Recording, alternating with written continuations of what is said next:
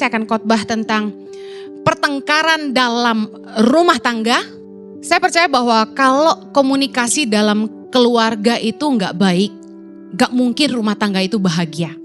Karena salah satu tanda rumah tangga kita bermasalah adalah ketiadaan komunikasi. Nah, banyak kali orang malas berkomunikasi dengan pasangannya. Kenapa? Karena seringkali baru ngomong berantem. Baru ngomong ribut. Herannya ya, waktu pacaran, kok kita berantem tuh bisa baikan. Berantem tuh bisa baikan. Tapi kalau udah nikah, berantem, habis itu berhenti ngomong. Jadi malas ngomong gitu ya. Nah, saya sering bilang sama anak muda, sebaiknya itu jangan pakai waktu dating itu buat petting-petting. Tapi belajar membangun pengertian satu sama lain supaya kita ngerti pasangan kita. Sehingga di dalam pernikahan kita bisa menghindari pertengkaran-pertengkaran yang tidak perlu. Nah, penyebab terbanyak pertengkaran dalam rumah tangga, salah satunya adalah keuangan yang tidak terbuka dan keuangan yang tidak sehat. Matius 6 ayat 21 berkata begini, karena di mana hartamu berada, di situ juga hatimu berada. Suami istri keuangan harus terbuka. Ini yang mau nikah juga belajar. Kalau kita mau sehati, mau hubungan rumah tangga itu baik, kita harus investasi uang kita ke pasangan kita. Karena di mana hartamu berada, di situ juga hatimu berada. Laki-laki akan cenderung tidak berani selingkuh dan meninggalkan istrinya kalau duit itu dipegang sama-sama. Sehingga istri tahu suami duit habis kemana. Suami yang dikasih uang jajan ya, siapa berapa banyak di sini suami uang jajan angkat tangan? Lo nggak ngaku ya? Kan biasanya ada laki-laki yang gajian setor ke istri kan, terus disisain 1 juta di dompetnya ya kan? Atau disisain 500.000 gitu ya. Saya pernah dengar ada laki-laki yang istrinya cuma nyisain hitungan 100.000 per minggu. Wah, kejam sekali saya bilang. Zaman sekarang 100.000 gak cukup seminggu ya. Nah, keuangan harus terbuka, kenapa? Karena kalau kita gak terbuka soal keuangan akan menimbulkan rasa tidak aman dan kecurigaan. Duitnya kemana? Asumsi. Ada suami istri yang istrinya gak tahu apa-apa tentang uang suaminya. Suaminya pegang sendiri ya. Dan dia gak punya kontrol atas uang suaminya. Dan suaminya nggak kasih dia, nggak terbuka tentang keuangan suaminya. Dia cuma kasih uang sayur aja tiap bulan. Apa yang terjadi? Suaminya foya-foya dan tentu punya perempuan akhirnya gitu loh. Istri-istri yang seperti ini tuh pasti menderita. Keuangan yang tidak dikelola bersama membuat suami istri itu jadi nggak sepakat. Jadi kalau kita taruh uang tuh sama-sama, kita akan berdiskusi. Anak sekolah berapa, kita mau liburan kemana, ngaturnya enak karena kita terbuka. Tapi kalau insecure dari awal nikah udah ketakutan nih. Zaman sekarang kan yang paling heboh tuh apa? Harta gono gini. Banyak orang yang menikah dengan keluarga yang kaya raya, bahkan sama-sama kaya, ketakutan, insecure. Kalau sampai cerai gimana? Mendingan gono gini daripada nanti cerai ributin harta. Zaman dulu harta gono gini ini gak pernah ada gitu. Kalau orang tuh udah mikir cerai waktu mau merit, menurut saya jangan nikah. Don't plan for exit. Kalau Anda mau nikah, itu harus ada ketetapan one way ticket, no return, no refund. Jadi suka gak suka jalanin. Kalau cerai ya cengli aja, bagi hartanya. Lawang ngurus anak kan gitu. Zaman dulu kan gitu. Tapi karena sekarang orang sudah ada harta gono gini, cerai kapan aja jadi siap. Udah siap-siap soalnya. Saran saya, don't plan for exit. Kalau dari mau nikah aja udah gak ada kepercayaan terhadap satu sama lain, jangan nikah. Mendingan jangan nikah. Saya pernah dipesan gitu, kalau nikah sama suami saya jangan ngarepin harta. Oh sorry, gak ngarepin gue. Saya gak pernah ngarepin. Harta orang tua aja gak diharapin, apalagi harta mertua. Dan Tuhan buktikan dia setia dalam hidup kami. Amen. Tapi keuangan kami berdua, kami sangat terbuka. Joint account dari sejak nikah. Duit taruh situ sama-sama. Gak ada istilah gue nyetor lebih banyak, lu nyetor lebih sedikit, tuh gak ada bahasanya. Uang sama-sama, dikelola bersama-sama. Kalau Jojo nanya saya, duit habis kemana? Saya kasih bukti, nih. Saya bilang gini, kamu mau ambil alih? Mau urusin bayar tagihan tiap bulan? Mau urus bayar gaji pembantu, uang sekolah? Kalau mau gue serahin, tinggal kasih gue uang jajan. Lah ngomong-ngomong, saya ini sejak nikah gak pernah dikasih uang jajan, tahu gak? Curcol. Tapi secara keuangan kita sepakat.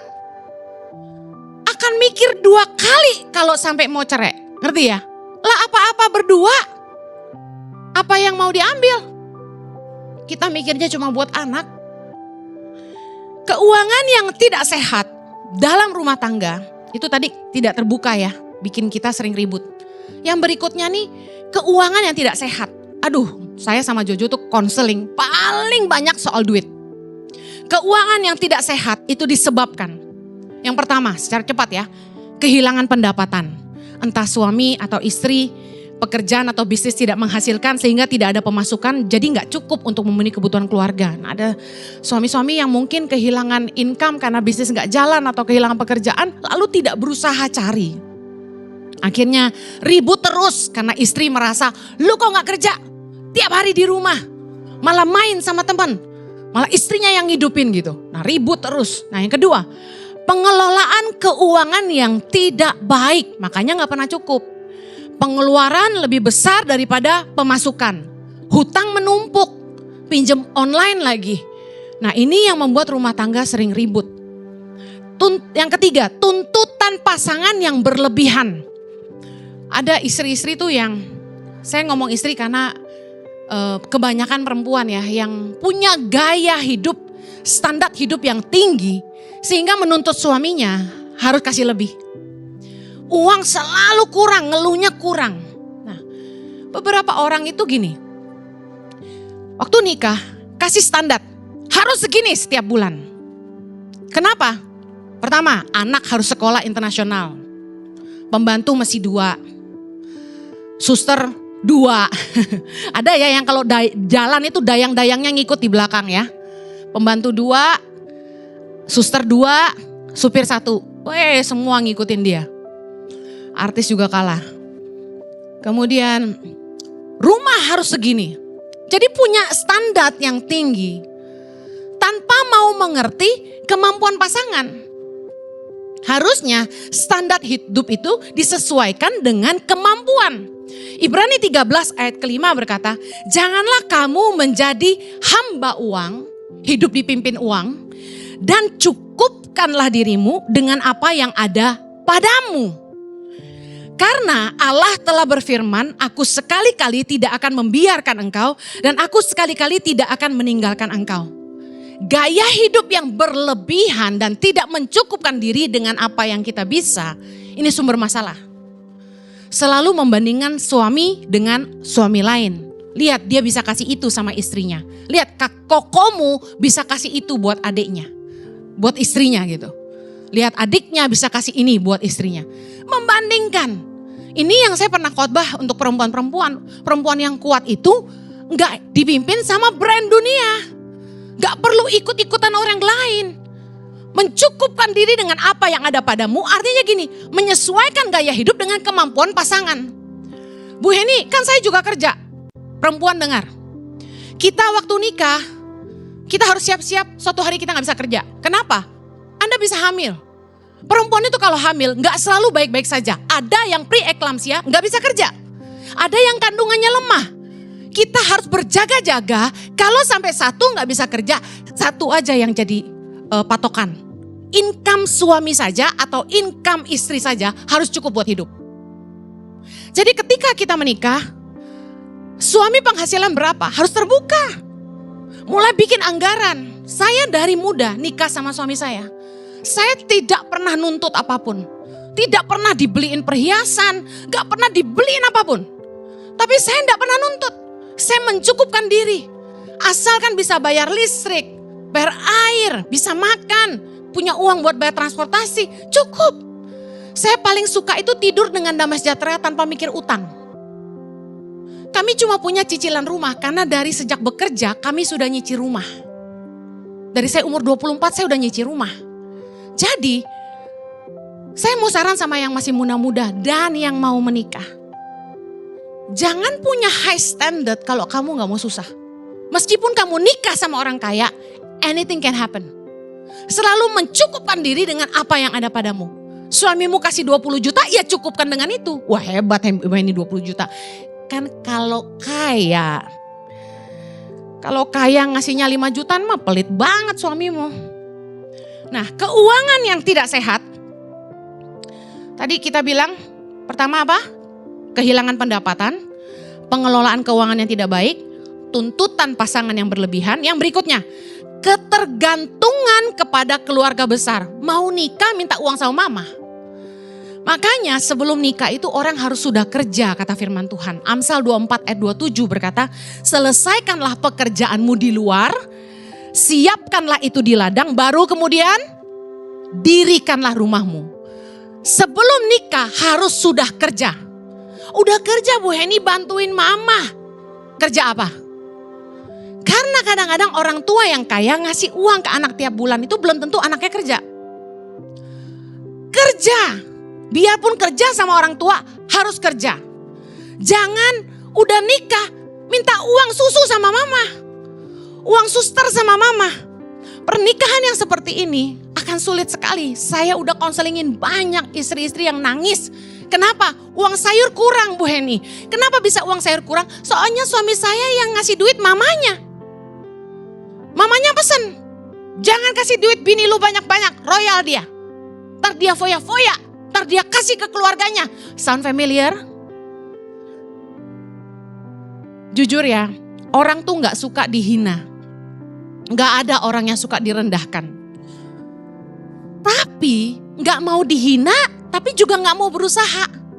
Hidupnya selalu berharap belas kasihan orang. Saya sama suami itu dari muda udah ngambil keputusan tidak akan pernah mengharapkan apapun dari keluarga. Gak pernah. Saya bangga sama suami saya. Sampai hari ini gak pernah minta uang sama orang tuanya. Dia suka bercanda aja dulu. Ma beliin sepatu dong gitu. Suka bercandain. Mamanya bilang ini, ih pendeta suka minta-minta gitu. Dia suka dimarahin. Saya bilang ini, kamu jangan bikin malu ya. Dia suka bercanda. Tapi kami berdua gak pernah minta apa-apa sama orang tua. Kita kalau gak mau dihina, jangan suka minta-minta. Katakan kanan kirimu, kalau gak mau dihina jangan suka minta-minta. Amsal 10 ayat 4. Tangan yang lamban membuat miskin. Tetapi tangan orang rajin menjadikan kaya. Orang biar gak kenal Tuhan, kalau rajin lebih kaya dari anak Tuhan, saya kasih tahu. Firman Tuhan bilang tangan yang rajin membuat kaya. Orang gak bakal miskin selama dia rajin. Kerja apa aja asal gak usah pakai gengsi. Daripada minta-minta mendingan jadi tukang pijit. Mendingan jadi tukang cuci. Jaga toko. Betul gak? Daripada ngemis, malu. Kalau udah musim sincah, nah itu tuh dia tuh yang pagi-pagi nongkrong depan rumah kita. Kita udah tahu itu siapa. Keluarga yang suka? Enggak Bu Heni, itu Mo Kyung Hee. Yes. Tapi biasanya yang datang paling pagi itu cuma datang minta angpau terus pulang. Keuangan yang tidak sehat juga disebabkan oleh beban keluarga besar. Kalau tadi bergantung sama keluarga besar, ini beban keluarga besar. Harus bantu mertua dan ipar. Karena keluarga besar bergantung hidup. Saya sedih lihat beberapa orang ya jadi sandwich generation. Dia nikah, punya istri, punya anak, harus nanggung mereka. Lalu ditekan lagi oleh beban orang tua yang berharap sama mereka. Belum lagi adik kakak yang berharap juga sama mereka. Kalau keuanganmu tidak sehat, gini ya, kalau kamu kaya raya, bantulah. Amin. Kalau kamu kaya banget, jangan pelitlah sama keluarga sendiri. Bantulah adik kakakmu, jangan sampai ponakanmu susah gak bisa sekolah gitu loh. Tapi kalau keuanganmu sendiri sulit, saya kasih tahu, jangan sok nanggung hutang orang lain. Amsal 22 ayat 26 berkata, jangan engkau termasuk orang yang membuat persetujuan dan yang menjadi penanggung hutang. Setelah nikah, sekali lagi kita mesti ngerti prioritas utama adalah pasangan dan anak-anak kita. Yang berikutnya baru orang tua. Kita gak bisa lagi nanggung beban adik kita, dia sudah nikah, kita yang urus juga. Kakak kita harus nanggung dia juga. Kecuali kita berlebih silakan. 1 Timotius 5 ayat 8 berkata, baca sama-sama yuk. Tetapi jika ada seorang yang tidak memeliharakan sanak saudaranya, apalagi seisi rumahnya, orang itu murtad dan lebih buruk dari orang yang tidak beriman. Baca, apalagi seisi rumahnya. Berarti prioritas yang mana? Sanak keluarga atau seisi rumah? Seisi rumah. Yang harus dikasih makan dulu tuh anak-anak dan istri. Kewajiban kita sama orang tua adalah memberi mereka kebutuhan pokok. Orang tua udah tua banget. Ya anak-anak mesti kasih makan lah. Sediain tempat tinggal lah. Kalau mereka sakit ya diurus. Makanya orang tua kalau masih muda cepet-cepet joinin BPJS. Kalau ada uang lebih asuransi. Karena orang tua itu maintenance-nya high. Orang makin tua makin harus sering diservis. Nah, kewajiban kita menolong orang tua, sekali lagi saya garis bawahi, hanya untuk kebutuhan pokok bukan kemewahan. Tetapi kalau Anda kaya raya, ini gak berlaku bagi Anda. Anda keluar negeri ajaklah. Anda bisa beliin istrimu Chanel, beliin mamamu juga lah. Kalau enggak kan lu anak bokams ya. Tapi kalau Anda pas-pasan sekali lagi. Ya karena jemaat ini kan ada yang kaya ya ada yang enggak. Jadi harus rata nih khotbahnya. Jadi kalau Anda pas-pasan, kewajiban kita nolong orang tua itu untuk kebutuhan pokok. Makan, tinggal, dan kalau sakit kita urus. 2 Korintus 12 ayat 14b berkata, karena bukan anak-anak yang harus mengumpulkan harta untuk orang tuanya, melainkan orang tualah untuk anak-anaknya. Baca itu firman Tuhan. Bukan anak yang ngumpulin harta buat orang tua, tapi orang tua yang harus ngumpulin harta buat anak. Firman Tuhan berkata orang yang baik meninggalkan warisan buat anak cucunya. Jadi kewajiban kita itu bukan kasih kemewahan, tapi mencukupi mereka untuk kebutuhan pokok mereka. 1 Timotius 5 ayat 6 berkata, tetapi seorang janda yang hidup mewah dan berlebih-lebihan, ia sudah mati selagi hidup. Wow, ngeri. Artinya gini, kalau ada orang tua atau mertua yang nuntut kemewahan dari anaknya, gak pantas gitu istilahnya. Gak pantas banget udah tua kok minta mewah-mewah. Kecuali anaknya kaya raya. Penyebab pertengkaran dalam rumah tangga. Tadi soal keuangan yang tidak sehat dan keuangan yang tidak terbuka. Yang kedua, penyebab terbanyak pertengkaran dalam rumah tangga. Ini akan jadi yang terakhir yang saya bagikan. Pasangan yang tidak berfungsi. Pasangan yang disfungsional. Contoh, suami yang tidak menjadi sumber dan kepala. Suami yang gak jadi sumber otomatis bergantung sama istrinya. Dan tidak berkontribusi dalam mengurus rumah tangga. Ada orang-orang yang berkata gini, Bu Heni zaman sekarang kalau kita punya istri yang pintar kerja, lebih pintar cari duit, posisi lebih tinggi, penghasilan lebih besar, dia kerja dan kita yang mungkin kurang, kita yang ngurus anak boleh gak? Boleh.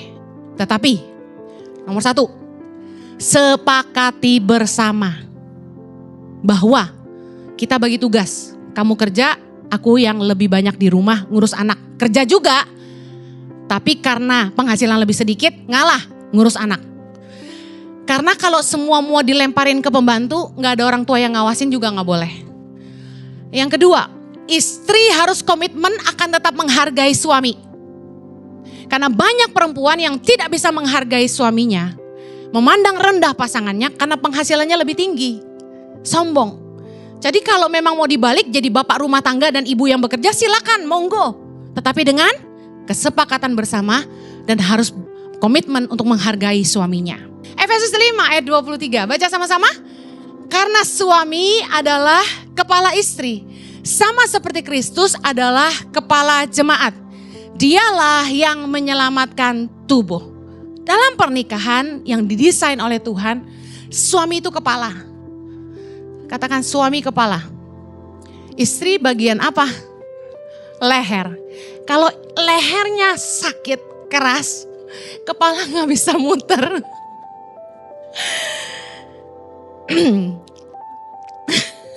Suami harus jadi kepala. Harus jadi pemimpin. Yang artinya yang harus mimpin keluarga. Mau jalan kemana. Mau dibawa kemana keluargamu. Visi harus dari suami. Nah, suami yang disfungsional, tidak berfungsi adalah suami-suami yang gini. Udah gak mau kerja, bergantung sama istri. Malah gak tahu diri. Saya sedih juga gitu, ada jemaat yang cerita udah gak kerja, suaminya gengsinya tinggi. Ditawarin orang, bro lu kerja ini aja. Gak bisa lah gue, kerja begitu mah gak bisa lah gitu. Udah gak punya kerja, udah bokeh, songong lagi. Kerja milih-milih. Menurut saya ya, kalau suami itu gak berfungsi, paling gak rendah hati gitu loh. Kalau udah gak menghasilkan, melayani. Saya ketemu loh, ada suami yang sekeren itu. Istrinya perempuan hebat gitu. Punya kerjaan yang bagus banget, direktur perusahaan. Jadi otomatis istrinya lebih besar penghasilannya. Suaminya ngurusin istrinya loh. Siapin sarapan, ngajarin anaknya bikin PR, istrinya pulang malam diajak ngobrol sambil dipijitin. Top banget nih suami. Tapi saya sih gak mau ya punya suami gitu ya, amit-amit deh. Maksudnya ini sih keren gitu buat si perempuan ini. Kalau buat saya suka cowok yang mimpin gitu, makanya dapatnya suami yang galak. Untung Jojo tuh galak, kalau enggak kan kemakan sama Ibu Heni ya kan. Ya kan? Waktu kita berdua foto karakter, tes warna gitu, dia merah 6, mentok, galak, otoriter, dominan gitu, cocok. Ya. Sama aku cocok gitu, karena saya merahnya cuma 4. Jadi galaknya karena terpaksa. Karena kalau khotbah marah-marah itu kenapa? Karena jemaat itu bebal gitu. Kalau dikasih tahu gak mau dengar, jadi roh Tuhan membuat saya marah-marah. Enggak, jemaat Ici baik-baik ya. Nurut-nurut dengar firman. Nah, sekarang gantian istri, dari tadi kok suami kasihan ya. Istri-istri yang disfungsional, tidak berfungsi itu seperti apa? Istri yang tidak melayani suami. Istri yang gak mengurus rumah tangga dengan baik. Zaman sekarang feminisme menolak ini. Mereka bilang gini, kenapa dalam rumah tangga perempuan yang harus ngurus keluarga? Kenapa perempuan harus melayani suami dan anak-anak? Kan kita sama, laki-laki dan perempuan. Wah, ini feminisme. Merasa perempuan direndahkan. Tidak. Secara kodrat ilahi, istri itu harus mengurus rumah tangga. Titus 2 ayat 4. Kita baca sama-sama. Dan dengan demikian mendidik perempuan-perempuan muda mengasihi suami dan anak-anaknya. Hidup bijaksana dan suci, rajin mengatur rumah tangganya, baik hati dan taat kepada suaminya, agar firman Allah jangan dihujat orang. Satu lagi, istri yang cakap itu mengurus rumah tangganya dengan baik. Amsal 31 ayat 27 sama-sama. Ia mengawasi segala perbuatan rumah tangganya, makanan kemalasan tidak dimakannya. Sekalipun saya sibuk ngurus Yayasan Tangan Pengharapan, dan saya khotbah kemana-mana sebelum ada Ici, saya memastikan saya urus rumah tangga saya dulu. Setiap minggu saya yang ke supermarket, gak ada yang nemenin.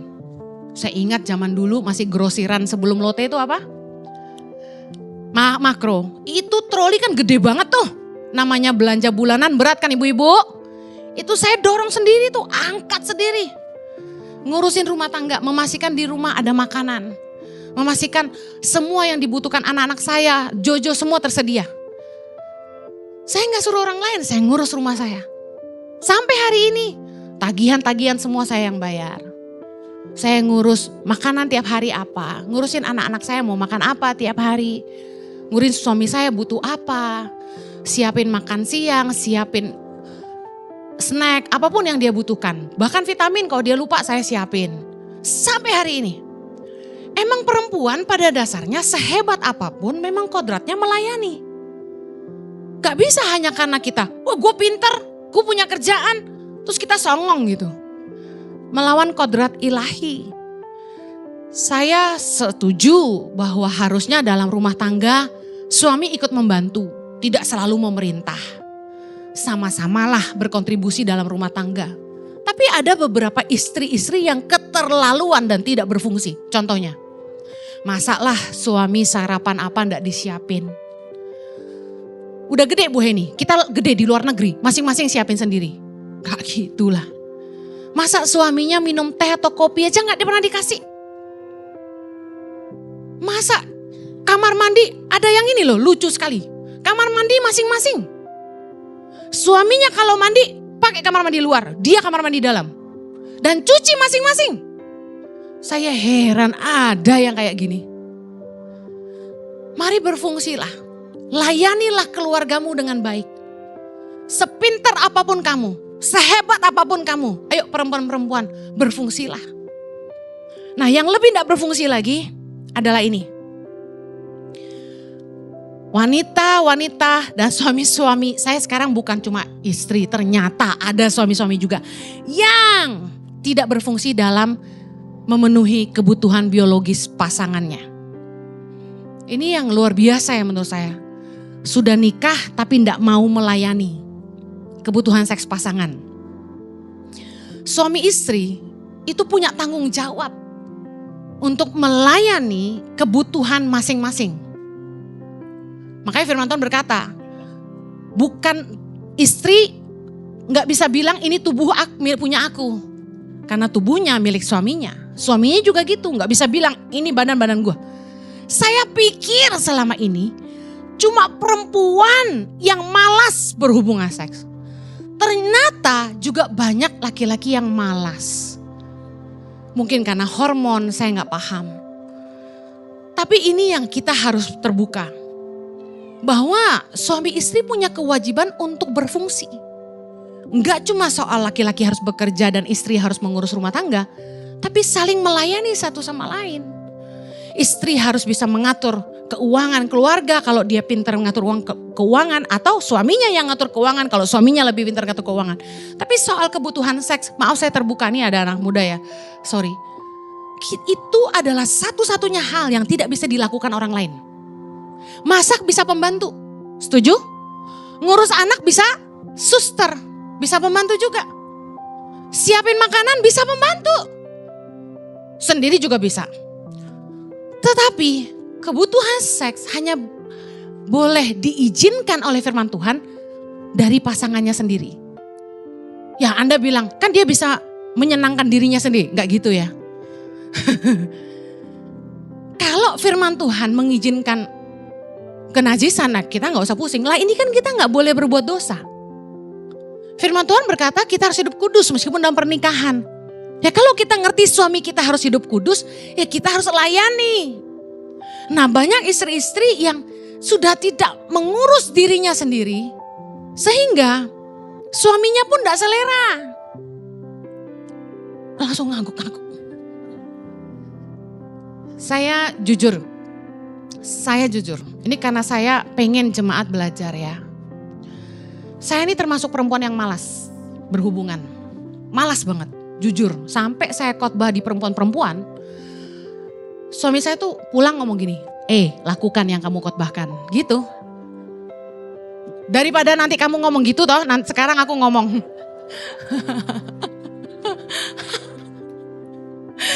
Istri-istri yang paham katakan amin. Oke. Kenapa untuk sesuatu yang katanya nikmat, tapi malah ditolak? Pernah gak berpikir? Anak muda waktu pacaran paling sulit jaga kekudusan, yang pacaran bilang heeh.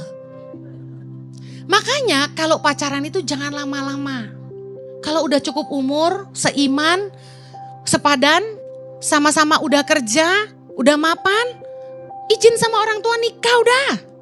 Daripada pusing kalian gak hidup dalam kekudusan, berbuat dosa gak disertai Tuhan loh. Mendingan nikah aja. Nah kalau yang belum cukup umur, belum ada kerjaan, masih kuliah, jaga kekudusan. Pergi jangan berdua-duaan. Pakai baju jangan seksi-seksi, jangan menantang. Karena waktu masih haram, gairah lebih besar. Karena begitu sudah halal, gairah menurun. Yang sudah nikah bilang, saya sama Jojo itu waktu masih pacaran super hot. Jojo kok gak teriak amin? Dia suka ngomongin saya. Kamu kenapa sih dulu waktu pacaran hot banget? Iya, Cici mah hot dulu Lucky. Kenapa sih lu waktu pacaran hot banget, dia bilang gitu. Kenapa sekarang udah kawin payah, dia bilang gitu. Saya dibilang payah, bayangin. Terus coba kita pikir ya. Katanya seks nikmat. Iya gak sih? Yoi katanya. Anak muda aja sampai gak nahan ya kan. Yang belum halal aja susah jaga kekudusan.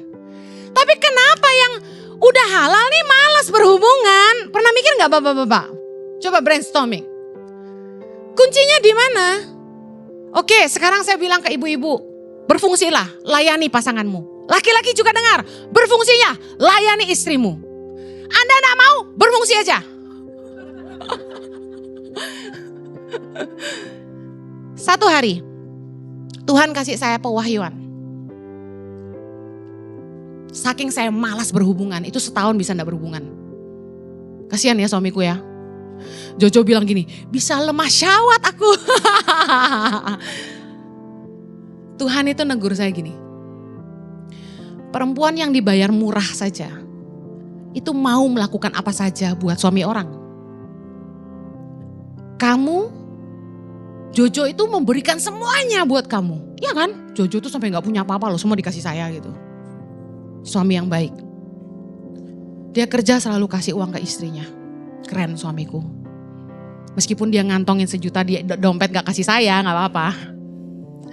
Sampai saya kehabisan, dia punya cadangan gitu maksudnya. Begitu saya dapat pewahyuan itu dari Tuhan. Saya yang sombong.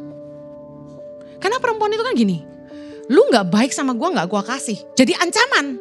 Sesuatu yang harusnya menjadi bahasa kasih, sesuatu yang harusnya menjadi sebuah rekreasi dalam rumah tangga, menjadi sebuah kebahagiaan tersendiri yang merupakan pemberian kita buat pasangan kita yang sah dan satu-satunya, menjadi sebuah ancaman buat pasangan kita. Kalau kamu ndak nyenengin aku ndak kasih gitu. Menyedihkan nggak? Akhirnya kayak saya dibukakan. Jojo ini kan ganteng.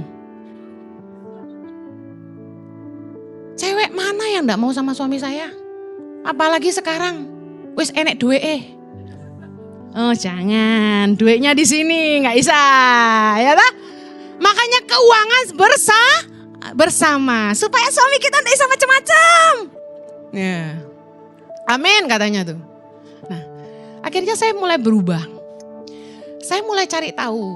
Zaman sekarang Google aja lah. Kenapa ya saya malas berhubungan? Set. Salah satu nih, maaf ya, nggak apa-apa ya. Kegemukan. Kedua, kurang olahraga, jadi hormonnya nggak bagus gitu loh. Lalu, nggak membereskan hati. Hati pahit disimpan-simpan, dendam sama suami. Itu membuat kita malas melayani. Lalu apalagi? Nggak merawat diri, jadi nggak percaya diri. Makanya orang kalau berhubungan lampu dimatikan, ya kan? Karena dia nggak percaya diri. Akhirnya saya mulai gitu, merawat diri, mulai mikir gitu, apa ya saya harus lakukan ya gitu. Oh suami saya kasih ide, beli lingerie, pinter dia. Jadi ibu-ibu jangan pakai daster terus, nanti kesaru sama inem di rumah. Iki bojoku apa ndokku gitu ya, bahasa Jawanya. Istri atau pembantu, pakai baju yang benar. Harus ada bedanya antara kamu dan si inem. Jangan sama, iya kan? Kalau ke Bali beli baju Bali buat dia aja, jangan kamu yang pakai. Haleluya. Mulai dandan. Saya ini nggak pinter dandan, saya belajar dandan. Saya belajar ngeblow rambut.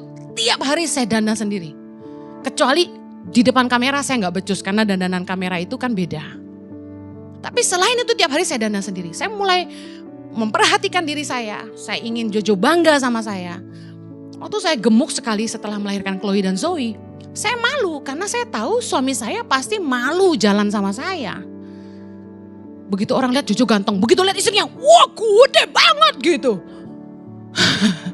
Jadi saya mulai diet gitu. Saya mulai olahraga, berhenti makan malam. Karena saya mau suami saya bangga berjalan bersama saya gitu. Ada yang komen di Instagram, kok makin kesini Cia ini makin keren ya. Makin tua harus makin cantik. Kenapa? Karena Wewek Gombel lebih muda dari kita. Umur Wewek Gombel itu kekal, gak tua-tua. Selalu 20-an ke bawah ya. Liatin aja ya. Jadi istri-istri harus cantik. Gak perlu operasi tapi percantik diri. Pakai baju masih bisa bergaya dikit. Jangan mau kayak oma-oma. Yang oma-oma juga harus tetap gaya. Supaya opa-opa tetap bangga. Amin. Dan mulai gini. Cari tahu apa yang bisa menolong diri Anda bergairah. Olahraga kah? Lalu saya mulai pasang cermin di samping ranjang. Membuat kamar wangi dan bersih. Pasang lampu agak remang dikit. Ini kasih tips-tips gitu loh. Jangan pakai video porno. Itu gak kudus. Ngotori matamu dan jiwamu dan rohmu. Jangan pernah pakai video porno untuk memperbaiki seks dalam pernikahanmu. Pakai cara lain. Kita nonton diri sendiri. Jangan nonton film porno. Pakai kaca Anda nonton diri Anda sendiri, Anda pasti bergairah. Pakai ya cara Bu Heni ya. Lalu yang laki-laki, jangan ini loh, ngerti perempuan itu kayak mesin diesel. Artinya apa? Harus dipanasin, jangan gas bos. Sayang, setengah jam aja. Alah cuma 5 menit kok setengah jam. Kasih pemanasan. Gosok dulu semuanya. Giliran pacaran loh pinter tangannya. Giliran nikah kok gas bos gitu. Jangan gitulah. Ada suami yang bilang gini ke saya. Istri gue kalau gue bikin mabok jadi hot katanya gitu. Jangan gitulah, nanti istrimu jadi pecandu alkohol, bahaya. Kasih obat, jangan. Anda minum obat terus nanti lemah syahwat loh. Udah berdoa. Tuhan jamah pasanganku, Roh Kudus bisa bicara sama saya, Roh Kudus bisa bicara sama pasanganmu. Amen.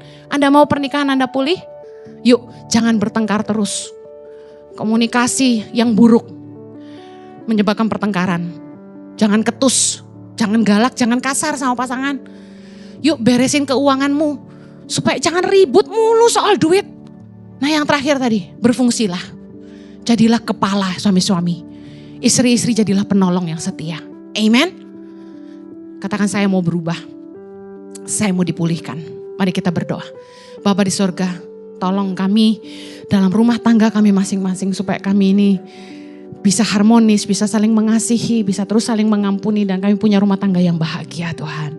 Pulihkan apapun masalah kami percaya pertengkaran-pertengkaran yang tidak pernah selesai. Tuhan sanggup tolong kami supaya kami berdamai dengan pasangan kami. Di dalam nama Yesus kami berdoa. Yang diberkati sama-sama kita katakan amin.